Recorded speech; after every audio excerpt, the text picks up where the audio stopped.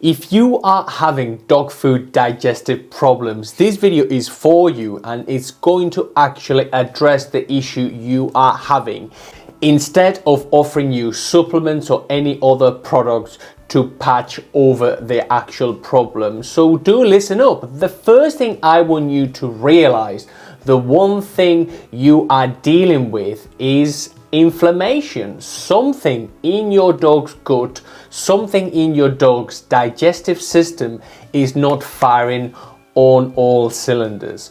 Why could that be? Well, there are three things dogs mainly do. The first one is they eat, the second one is they hydrate, they drink water, and the third one is they go for walkies/exercise.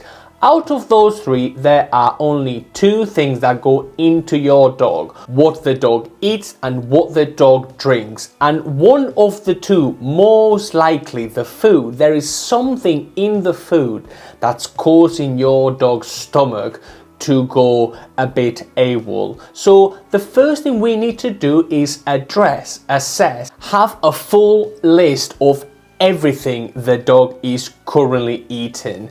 Any dog food, any treats, any human treats, everything the dog eats is now going to be closely monitored. Now that we have actually seen what the dog eats, we are now going to turn those bags of food over. We are going to take the treats and turn them over. And I want you to make a list of every single ingredient that is going into your dog's body, and I want you to filter out some of these. These are not very good, they tend to cause inflammation, and they might actually be the reason why your dog is having a sensitive stomach. The first one is corn, the second one is rice, the third one is barley, wheat gluten. We have things like potatoes, we have things like meat and animal derivatives, soybean protein, we have things like peas in large quantities. Any excess carbohydrates we feed our dogs are pretty inflammatory for our dog's stomach. Now, the first thing we need to do is weed out all these corn, wheat, barley, soy, meat and animal derivatives, any vague animal fats, and anything that's too unspecific. If, for example, we see chicken fat as opposed to animal fat, when we give the dog chicken fat, we will know where that fat is coming from. It's coming from chicken. Whereas if I feed the dog animal fat, the manufacturer will have the right, will reserve the right to change the fat that goes into the blender, into the actual kibble or any other dog food you may be feeding. So it's extremely important that we get every single ingredient to come from as many reputable sources and not vague sources as possible.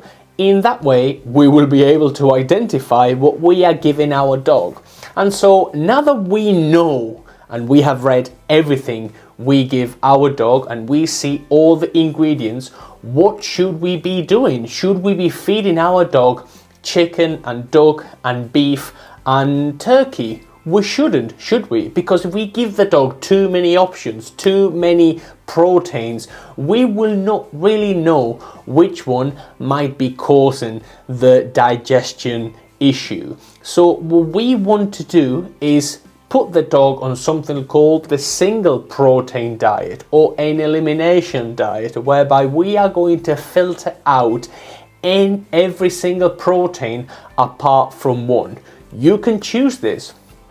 You can choose either chicken or beef or pork or salmon. You can choose one single protein, and so any food you give the dog and any treats you give the dog should mirror and should match one by one. If we give the dog, for example, a salmon-based kibble, we are only going to give the dog salmon-based treats, because if the dog is doing okay on salmon, then we will know that the treats, the salmon treats, will not cause that tummy to get upset anymore. Now, it is reasonable to believe that there are more common allergens for certain meat sources than others. For example, chicken, beef or pork tend to be quite embroiled in terms of allergies and dog stomach issues. So we want to choose another protein maybe.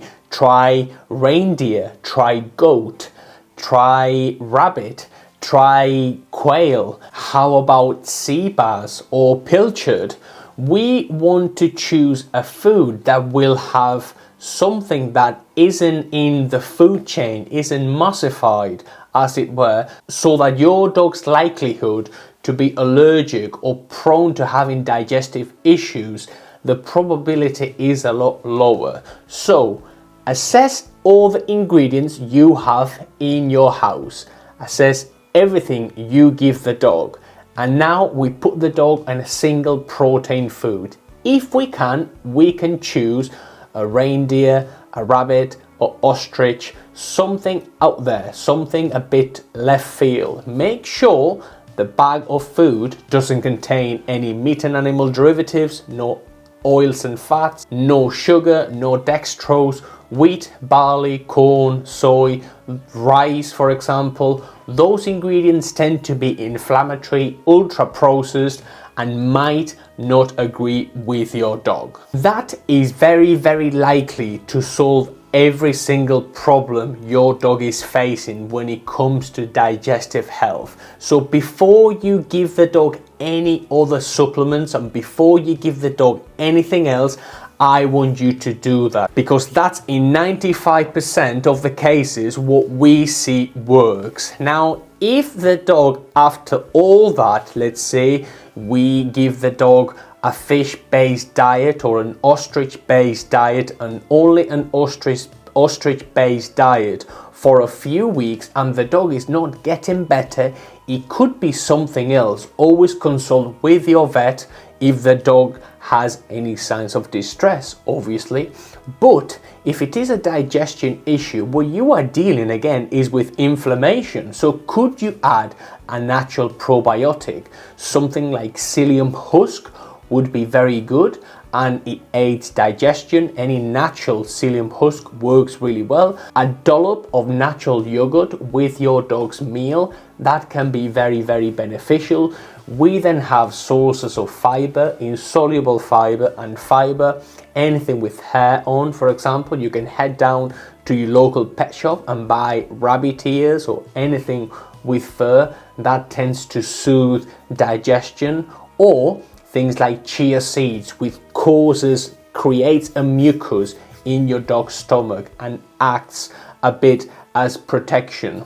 But we don't want to try everything at once. We want to try one thing at a time. And the best thing and the most effective way of you finding out what your dog is sensitive to is to eliminate as many proteins as possible and to focus on one single protein. If you can, make it highly digestible, and if you can, make it rare. We can do goat or ostrich or anything like sea bass, for example. Those tend to be less used than chicken or beef or pork, which are extremely prevalent in not just dog food but human food as well. So that has to be beared in mind. That's one thing. And the second thing is, if the dog is not getting better, we can try a bit of a natural probiotic, we can add a prebiotic, and then we can try different supplements. We can try green lipped mussel, we can try tree bark powder, we can try digestive tablets, we can try all manner of things. But in our experience, 95% of cases, by us assessing everything we give the dog, by us reading ingredients, by us distinguishing from good to bad ingredients, we can clearly see the picture and we can clearly get your dog to feel a lot better and for your dog to stop having digestive issues. Always read the ingredients irrespective of whatever manufacturers put on the front of any bags of dog food. Ignore all labels and always read the ingredients. No wheat, no barley, no corn, no soy, no meat and animal derivatives, no animal fat, and your dog will be a lot better off. And if you are interested in learning more about nutrition, you should watch this video next.